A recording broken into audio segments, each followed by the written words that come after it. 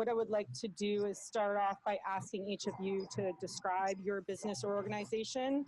And then obviously in the case of, your business both buying and or selling directly or have some type of distribution center in play, to kind of explain that from your own organization's perspective. So Tom, do you mind starting off with that? Sure. We have a pretty interesting business model. We're a family farm for 35 years. In the last 7 years, we've actually been a nonprofit and taking the production agriculture part of the farm and using it as a training center and doing some crop development and a number of different crops. Strawberries is 10% of our fruit program. We're a bit unusual probably in Northwest Washington, where we start 1st of June harvesting strawberries and cherries. We work through quite a number of tree fruits and day neutral strawberries at the end of the fall. So unique in that sense. All our products are farmers markets or wholesale. We have a pack, a cooler. We grow a lot of tree fruits, and we have a lot of space, so there's always room to chill strawberries as quickly as we possibly can. We sell we have a full-time marketer marketing our products through the growing season. We are also a member, as Rob's organization, with the Puget Sound Food Hub, and move a lot of product through that into the Seattle market.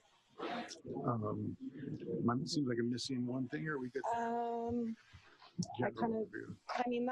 That basically, for now, we can leave it at that, and then I know there'll be other questions that'll be building on it. Yeah, so I'm the operations director at Viva Farms, and we're located in Mount Vernon. And Viva Farms primarily is a farm incubator program, so we help connect growers who want to start farm businesses with the necessary resources, cold storage, some shared equipment, land, and a marketing program as well. So for folks that, some of our folks have been working in agriculture a long time as farm workers, and they want to transition to farm ownership. And some folks are coming at it from different backgrounds. But so yes, we have 88 acres in Skagit Valley, and of that, probably about 15 acres are in berries right now. And growers primarily focus on strawberries, raspberries, some blackberries. And part of our program, as I mentioned, is marketing support. So Viva Farms is a buyer of some of the growers' product. And then we also are marketing under the Viva Farms label and doing direct distribution into Seattle, Bellingham. We have our own distribution network. And then also, as Tom mentioned, work through the Puget Sound Food Hub. And then a lot of our growers, of all the product grown at Viva, probably about 40%, 45% of it is sold to Viva Farms, and the other product is direct marketed. So growers are doing farmers markets, CSAs, wholesale accounts. So it's kind of another unique model. Okay. And I may have missed it with Tom, but how many years have there been strawberries within your production? So Viva Farms was founded in 2009, so since the beginning now. Okay. So. And Tom, how many years? Same, about 10 years, I believe. Okay. So again, this is always open to whoever wants to bring up a comment or question or anything like that, but I also have a big list of questions myself. So just raise your hand if you want to put in some input from the audience. One of the questions I have here is, why did you decide to grow fresh market berries? Did you start out with processed, or was it just always, basically why? The business model we have is we're very diversified, and we start our spring by selling nursery stocks. And so we run a whole gamut of food plant nursery stock that we sell to homeowners and small growers. And as that season wanes in the end of May, beginning of June, we move into strawberries. Largely, we got into it for a cash flow component, and also that there was a market there. We grow sweet cherries in a very large high tunnel or 4-season greenhouse, and they come on 1st of June. And we need more than one crop to sell, so that we've combined those two together as giving us enough production at that time of year to make sense to have crews and marketing and trucks on the road, that kind of stuff.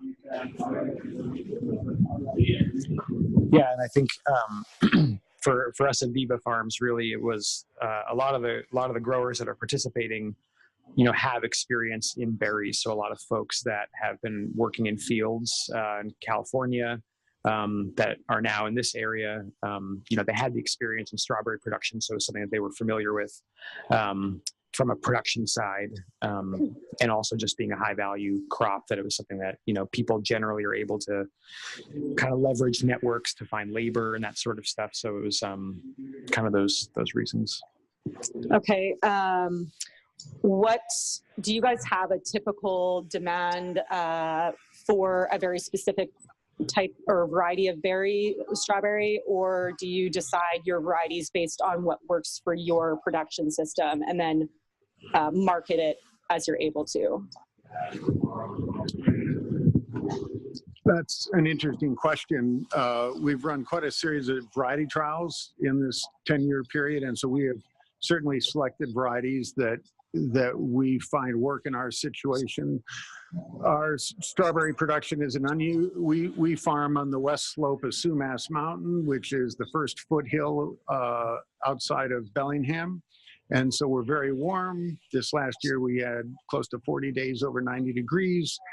And so we're hitting some of those thresholds on growing strawberries in a climate that all of a sudden, 2 out of the last 5 years, we've had things just burn up. We just couldn't get enough water on them. But it's also the only fruit crop we sell that we don't sell by variety. So we grow, we start with some June bears, and many of these that Wendy talked about in the earlier session. Puget Crimson, we still grow some hoods, Tillamook, and there's another one I'm forgetting in that group. And then we have Albion, Seascape, and Sweet Ann. I think Sweet Ann are the 3 we grow. We've been having more trouble with the Sweet Ann, so I think we will limit that. But the Albion and Seascape for us have been pretty comparable. Yeah, I think similar, where almost all of our berries now are ever-bearing. I think in the first number of years we did more June-bearing varieties, and people were working with local processors to do that. But the scale that people are doing it on at Viva really kind of requires that premium market, and so we've been able to kind of more focus on fresh market, and just to get that premium makes sense. So that's generally people are doing ever-bearing varieties just to kind of spread it out throughout the year, and labor availability, have more time that they can kind of have people on site. So what are your production systems like? Do you guys grow in, have any tunnel production? Is it all plasticulture? Are you, basically, do you have irrigation all set up? I mean, what are some of the logistics behind, growing details? Well, the June bears that we grow, all other processing berries, we have a few markets that really like them early, and they pay us top dollar for them. And so we've continued to keep about 50% of our production there. Up to this point, we have just planted a matted row. We grow all our fruits certified organic. Needless to say, that season of berries, and depending on the summer, can be a big challenge producing organic berries, although we seem to have worked out a management program where we have pretty good success. Everything is drip irrigation underneath it.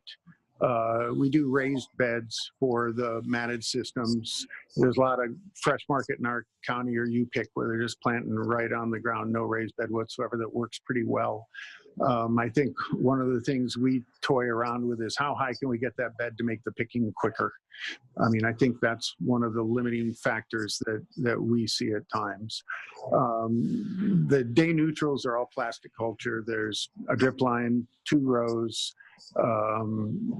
It works pretty good. We have, with our tree fruits, we've used liquid fertigation for 30 years now, and went immediately looking at that. Certainly pre-plant fertilizers and before plastic went on.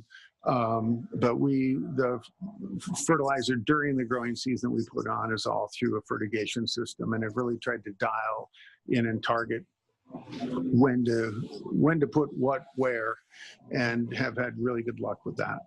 Been very pleased with it.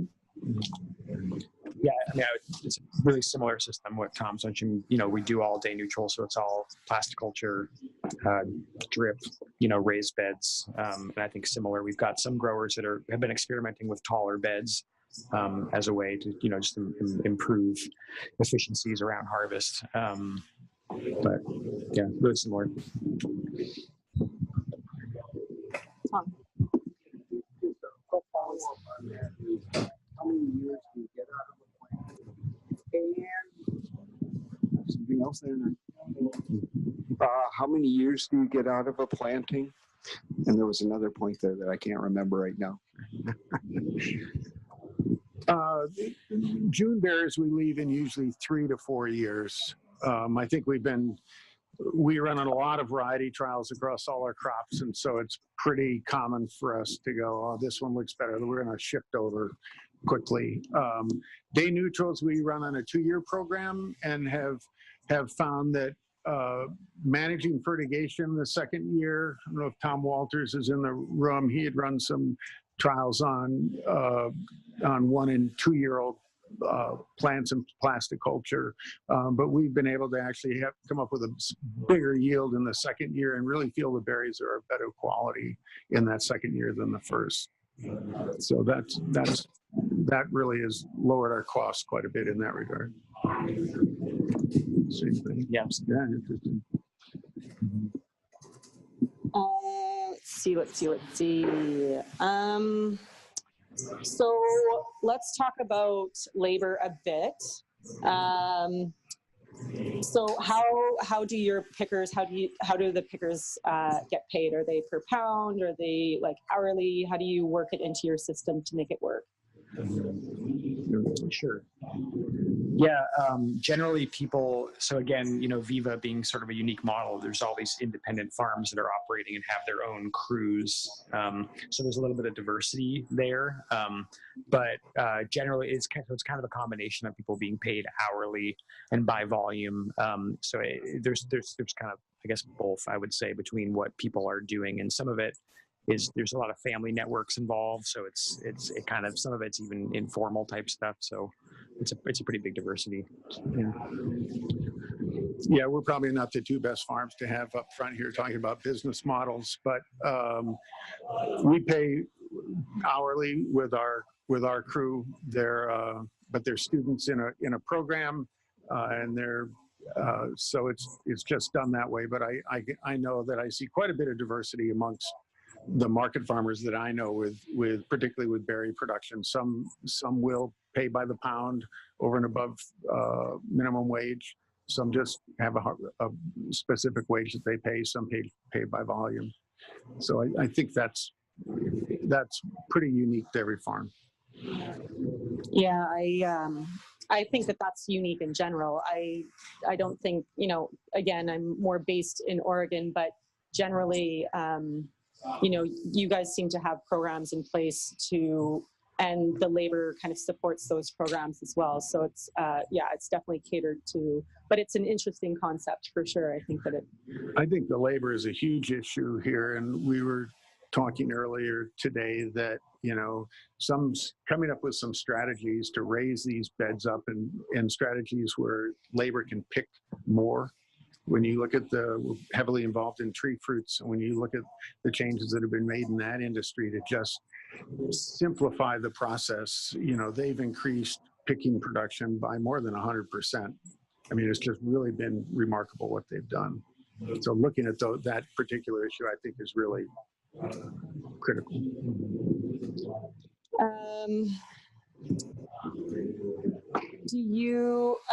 Well, actually, maybe I should open this up a little bit.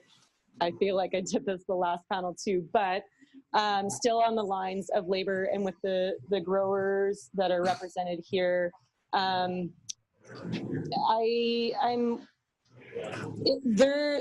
it would be assumed that there's a premium for you to be. Do you believe who thinks that there's a premium for fresh market strawberries and makes it easier for them to afford the labor for those? Anybody agree with that? Hands up. Okay, a couple. Are you able to pay your labor more with that in mind, or is it? I mean, I guess most of you guys only pick for fresh market, so it seems like in Oregon, they are able to pay a premium for fresh picking, and are able to, the picking is different. So I think the expectations of the fruit that is picked, is just at a different caliber. So I wanted to talk about the selling side of your business a little bit more. What are some of the main limiting factors with selling product, either directly to buyers or direct to consumers? But do you guys have a tendency, like top 3 things that are limiting when selling it?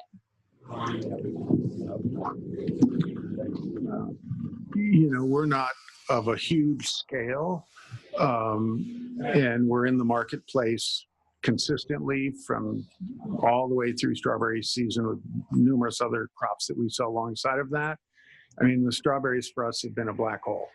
I mean, simply we could grow a lot more. And so what's your limiting factor to not being able to grow a lot more? Probably the limiting thing is just the business plan of the organization and the other kinds of things we are trying to do. We are not completely profit driven. Any nonprofit has to be profitable to stay in existence. So we do have some of those very same issues, but we're really trying to provide a diversity. And if I was looking at it, and we were running this as a family farm, is clearly labor and the challenge of getting labor in that time period, because it's our strawberries are probably scaled so we can stay at a consistent crew through the year, and we've learned over the past that having big blips in labor demands is increasingly more complicated to fill. So really just trying to build a complete production plan that labor can stay reasonably consistent through it. And that's, the strawberries fit a very specific niche for us there, and it's a valuable niche, but we'd have to change the rest of the year. We'd have to change other things in the rest of our program to want to grow more strawberries. So I'll bring it back to the original question for you, Rob, which was, limiting factors of selling or working with buyers for, moving your product. Sure. Yeah. I mean, something that comes to mind, and we kind of touched on it a little bit in the session this morning, but was around the seasonality, right? And with the ever-bearing varieties, and June, July, we could sell a lot more strawberries than we have, but come August, once those other crops come online and people are more interested in stone fruit from Eastern Washington and whatever it is, there's a lot less room on retailers' shelves. And I think that's because a lot of people think that strawberry season is over, at least, whether they think it because they're being told by the retailers or whether they just, whatever. So sort of, I guess it really would come down to consumer education and retailer education around, hey, strawberries are still available. So that's something every August for like a number of weeks, it's like we're swimming all of a sudden, and that's a big challenge, and something that I think there was discussion this morning around what kind of effort could there be throughout the industry to kind of help build that brand and let people know that there are local strawberries here, not just in June, you know? So when you talk to the buyers that you work with, do you have these discussions with them, and do they kind of have any feedback that they generally tell you when it comes to answering this type of question or finding a way to, help with the consumer education or awareness, or, having shelf space available? Or do they just are they more closed off about it? No, I think they are fairly open, but also everyone's really busy. So, I mean, I think like we could be doing a better job of like proactively having those conversations, and we do, but it's just another thing to be like really on top of, and inevitably everyone, it just doesn't, that's why I guess I feel like if there were sort of more of an effort to be able to kind of like quantify how that could benefit the industry, then there'd be a way to kind of put energy in that's not just falling on an individual seller, right? Because it kind of affects everyone, or at least in that world. Yeah, I think a big thing in the produce industry and in the markets is seasonality, and it's. I think all of us initially were surprised when we started growing more and more day neutrals that it's like, they're going to buy peaches. And for us, we see it. I mean, we go from strawberries and peaches, or from strawberries and cherries to strawberries and peaches to strawberries and apples. And we sell strawberries as far into the fall as we have them. But yeah, it gets increasingly more difficult. And I think to some degree, there's resistance in the grocery industry. Diversity is what they love to have. And also in Northwest Washington, there are a lot of raspberries and blueberries that are in the market that are also local products. And so I think that maybe could be as big of an issue at the grocery end as any other competitors. Yeah, and I'll just kind of give some feedback from, we've had buyer panels in the past. Granted, they were based in Oregon, but we've had Charlie's Produce on a panel, and New Seasons, and a couple other, distributors and buyers like that.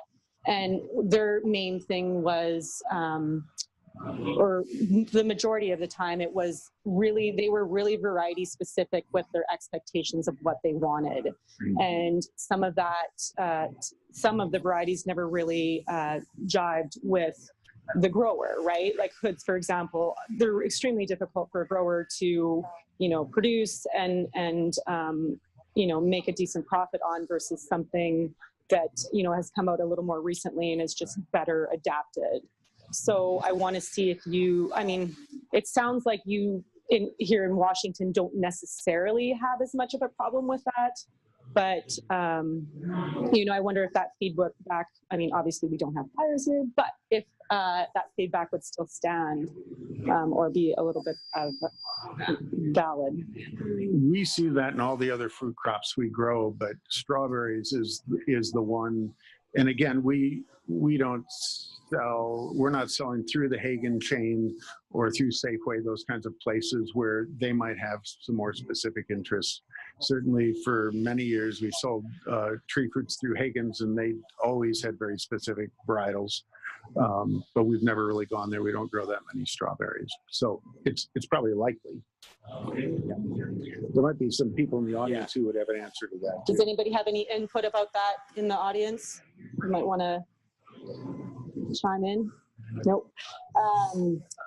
So let's talk a little bit about cooling of your berries. There was a little bit of a discussion this morning on the berries, that the shelf life of the berries and complications with that, and having consumers almost expecting kind of a California type of shelf life. So it sounds like both of you have cooling systems within your organizations. Can you expand a little bit on that? If there's like a particular cooling process or kind of temperature setup that you go through to cool down berries in stages, and why is that something that you do?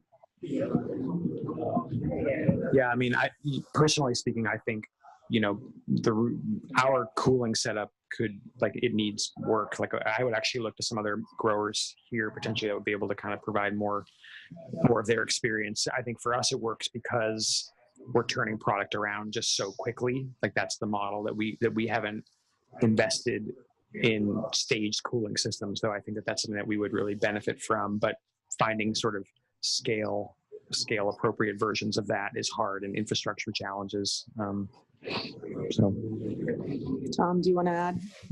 Yeah, you know, the June bears are a real challenge here because they just don't hold up. I suppose the good thing there for us is all our June bears, where they're sold, they're picked in the morning, delivered by 9 a.m. So it's obviously this very short, quick turnaround there. I don't have any of that information in the head. We have two different farm sites. We grow all our strawberries at the main farm, and part of that is because they're within 700 feet of the cooler, and it's just every hour berries are brought down and put in the cooler to chill, and so we have a very quick turnaround to get those down there. It's not very sophisticated at this point, and I'm not the one who put it together, so I don't remember all the specifics in there in terms of temperatures, but it's really increased our shelf life significantly on stuff. Okay, I'm going to break this out to the audience too. Who here uses some type of cooling system for their strawberries? So it seems like quite a few of you guys do. Is it something that you have dialed in, do you think, for the most part, or do you feel like that's still an area of kind of concern or education that lies with how you market your berries? Do you have a quick enough turnover? Who has a quick enough turnover for their berries, or feel like they, because we were talking about this morning, in August, there, for day neutrals anyway, there tends to be kind of an overlap or a heavier load of berries. And so I wonder, if the cooling is adequate enough for that, if there'd be a way to kind of extend shelf life and hold the berries for a little longer, because obviously you're using, typically California varieties. So anybody have any?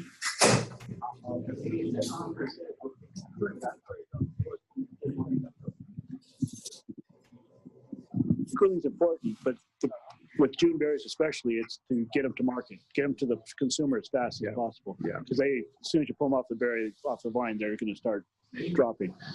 I have basically, it sounds like what you guys got. I got a cool room to pull the berries right in, put them in a cool room, try to keep them around 50 degrees or so, and try to get them to the customer that same day.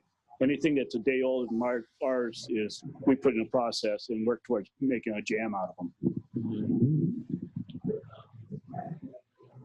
So that brings up another question. Who here, put your hands up if you do any kind of secondary processing of your fruit? Oh, okay. This is one of the topics that came up. Can you use a mic, Tom? Yeah, I got one right here. That was a real bottleneck that we found in a lot of the Oregon fresh marketers, especially even the older ones who were doing June bearers, is that they were so used to not cooling or minimal cooling that they wanted to make the jump to the larger market. And this is the bottleneck, and I think it still is for a lot of our growers to be able to expand their production. It has to do with the cold chain and understanding that and changing from their usual practices. So we did quite a bit of work on that for the growers down there.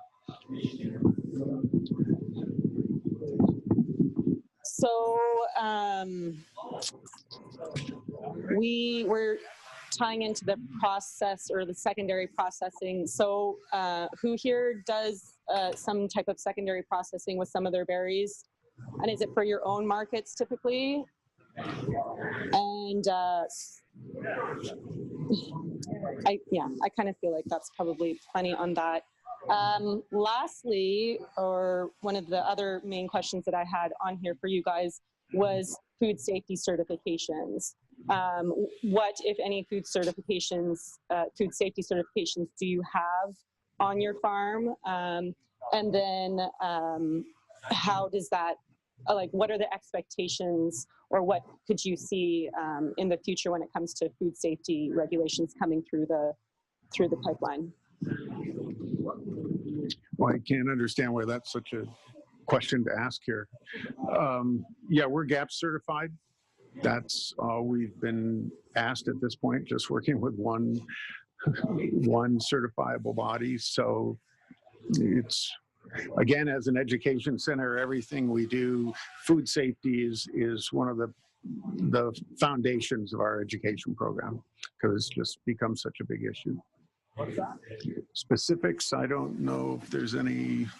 I don't think there's much on the strawberry end of things that is any more complicated than any other crop we do. So we also have a GAP certification, and I think something that we do is, we do similar to Cloud Mountain. We're doing a lot of training. In particular, we do bilingual training. So a lot of our folks are primarily Spanish speaking. So we're doing a lot of food safety trainings in the field with our growers, and we've created some bilingual training resources, some videos that are available for our growers and for anyone who wants to see on our website as well. So that's kind of the role that we're playing, but then we also have to kind of maintain that GAP certification on site in our own facilities.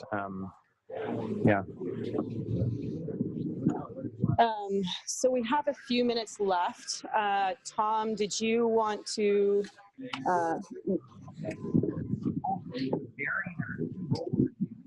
Actually, Henry was here a little bit before. I don't think he has any more, Henry Beerlink. But he had mentioned to me, and this has to do, I think, with you, Tom, is that you had some ideas or some concept that there might, through the NARF organization, in that there might be a possibility of doing some strawberry work or turn into applications. Just thought it'd be good to get some information. Sure. It's an idea at this point, or some concepts to explore. NARF is Northwest Ag Research Foundation. It's been in existence for, I believe, 75 years. It was basically the organization that petitioned WSU to build the research center in Mount Vernon just after World War II. It's been largely a Skagit-based organization this entire time. And the purpose or the mission of the organization is basically to provide grower-driven research and generate dollars that come from grower commitments to crops and raise money outside of that and work directly with WSU in terms of funding. We have specific proposals every year that come to the foundation. And agriculture has changed a lot in that 70 years, and NARF, until I took over being president 2 years ago, nothing had really changed in that time. So we've basically been spending 2 years trying to bring the organization, as I like to say, into the 20th century. Which is not that easy to do with a bunch of people who have been on the board for many, many decades, and to create some of those changes. But I do think one of the things we are looking for, because much the concept of NARF was you had different commodity crops, and there was a small fruit committee, there was a potato committee, there's a seed growers, vegetable seed growers committee, there's an organic committee. So there's a plethora of different groups of growers who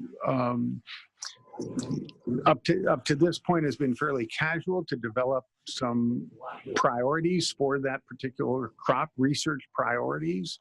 They meet with scientists. Scientists can't really, they're not going to be funded by us unless they have growers backing their proposals.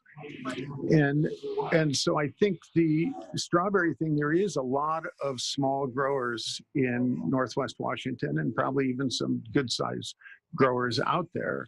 And it's in many ways, in the short term, it's as simple of having a grower group of strawberry growers who want to make a commitment to get together once a year, which could even be by email in that regard, and talk about what the issues are and what the priorities are. and then finding faculty. They don't have to necessarily be in Mount Vernon. It makes sense that the work be done in Northwest Washington, obviously, but have some proposals come put to the organization. And we're in the process of looking at changing the committee structure. One example is there's been what's called the PAC committee, which is really about growing cannery peas, which was the original crop that created NARF and that petitioned the university with some diseases in pea production. And that committee there's been no peas grown in the valley or in Northwest Washington for 15, 20 years now, but it's still there. So moving that into looking at that as being maybe a cover crop, maybe rotation, look at some broader issues like that. And so we're just this winter spending time trying to sort out, maybe one or two committees that are a little more integrated in agricultural production that could cross over. Research dollars are increasingly, as we heard this morning, harder and harder to come by.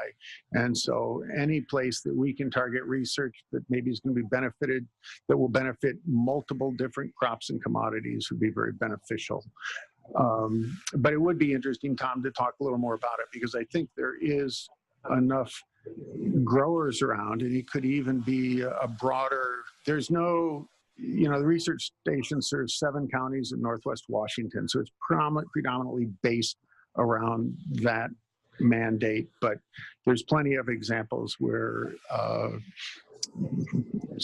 viruses are being evaluated, and it's work that's really being done in Salinas and things like that. So it's not exclusive to the area, but I think there's some potential there, and it wouldn't be that you would have to necessarily even have a formal organization.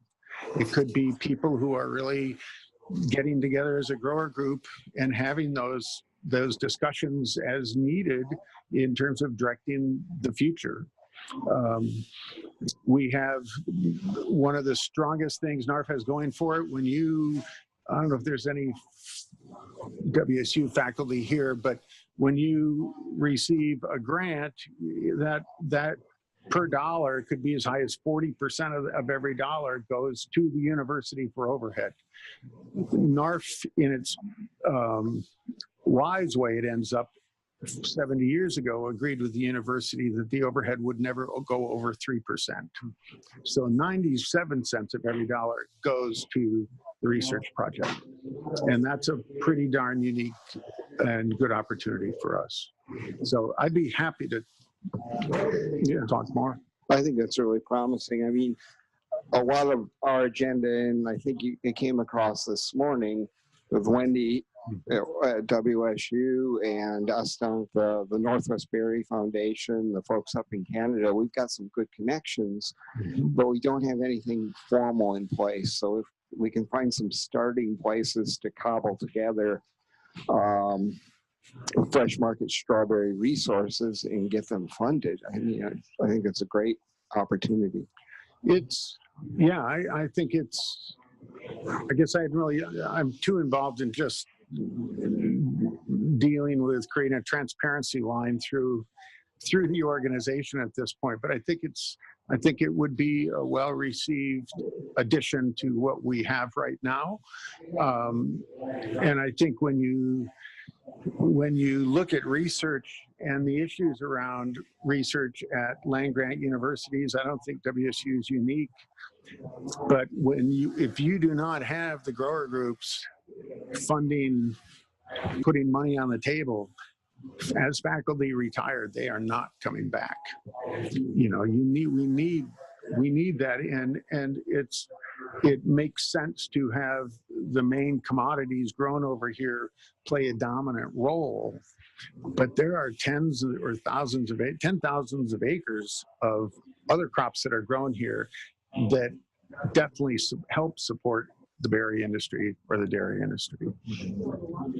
Yeah, and strawberries are in a unique position in a way as having a structure in place and now almost losing it and needing to restructure rather than being an emerging crop. Right. We're in a unique position, but I think we should talk more about it. The other thing I would say about that is we do have a small amount of money every year that is earmarked for emerging value-added crops. And some years we don't have a proposal, such as this year. So there's some opportunities there, and I think fresh market strawberry, not processing strawberries, but fresh market strawberries would fall into that category.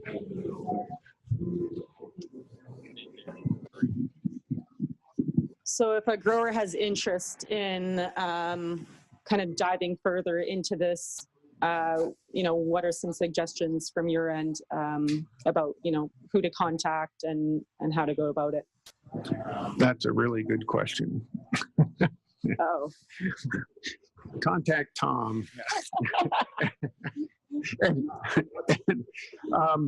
I saw a finger point. Yeah, maybe this is all happening live here, right? I'm happy to put my contact information out.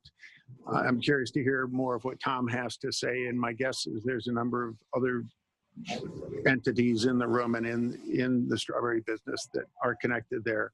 But it's not complicated. If there's a group of growers that walks into the foundation and says, we got growers and we're interested in research, that's meets our mission.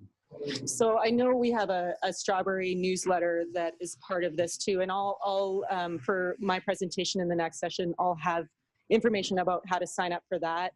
We might put like some of these details into that, and then you guys can sign up for this and then have access to that information that route, or we can also put it up on the through the Northwest Berry Foundation outlets of other dissemination. If I could ask just one question, that is, how many people would be interested in participating on a committee like this? Oh, there we go. That's part of the issue. Yes. Yeah. I don't know how much time you've got, Julie, but what I would like to ask you guys is, you both are obviously dedicated to getting new growers involved in farming. How successful, I don't quite know how to word it, but how successful are you being, for one thing? And I mean, that's a lot of what we're talking about right here, expanding this. It's not transferring guys who have grown processed strawberries. It's really developing that new grower group and making them successful. And I think both of you have some real good expertise in that. How does a new grower come into this, or what would you say about that? How do you make them successful? Well, there's a lot we probably both have to say about that. I think what I would say is 40%. I think the statistic I've heard, Rob, maybe you have another number, somewhere around 40% of all new farm businesses are new entry, not people coming from farm families. They're often people, most often than not, they're college educated, sometimes with advanced degrees, sometimes second career. That's certainly the people that we get into our internship program.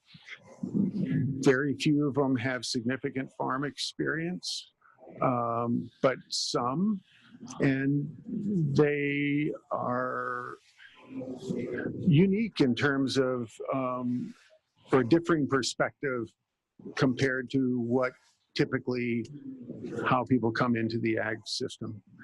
And I guess I can relate to that because I didn't come from a farm family and started growing crops here that were completely unique to Western Washington.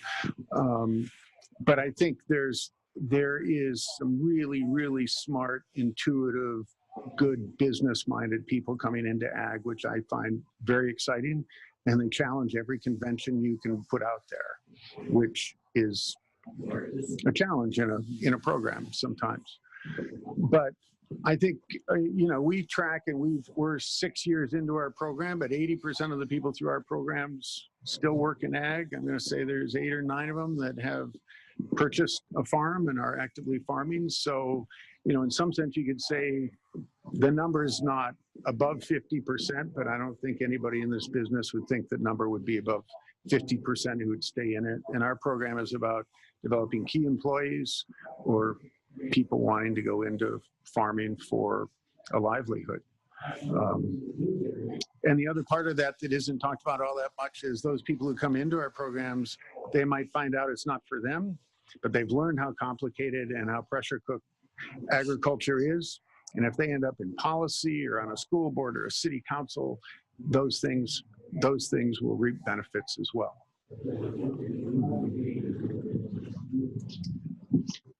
Thank you. I don't know if either of you guys want to give your contact information. It'd be a good idea. I don't know who might be out here who benefits from it. I've got a few cards with me. Be happy to give out an email address. It's long, so Yeah. I'll stay around for a few minutes afterwards. Yeah, I have some cards as well, and my email is short, Rob, R-O-B, @vivafarms.org. So yeah, feel free to reach out. Great. Thank you guys so much. Really appreciate the insight.